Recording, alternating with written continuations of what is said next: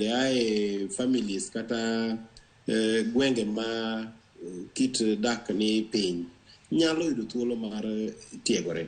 To maduong' moloyo, sirkal nigi ng'eyo ni nitiere ng'ik machal nade chenro mar tayo piny.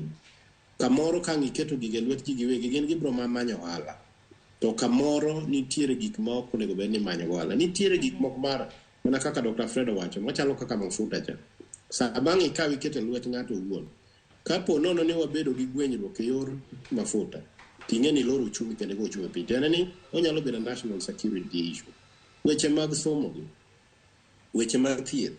Nitiere migepe moko ma kata kiketo lwet ji giwegi, to nitie kaka idikori matin. Omiyo kaka jalony mar uchumi anyalo wacho ni nitiere maber wachno, to nitiere bende ng'ikruok moro matin ma nyaka ng'i maber. Somo kena loso en mar konyo piny mondo piny odongre odhi nyime, kendo mar somo rieko manyalo miyo igni mabiro go mabed ni wanyalo bedo migawo mamalo kopimore gi pinje mamoko.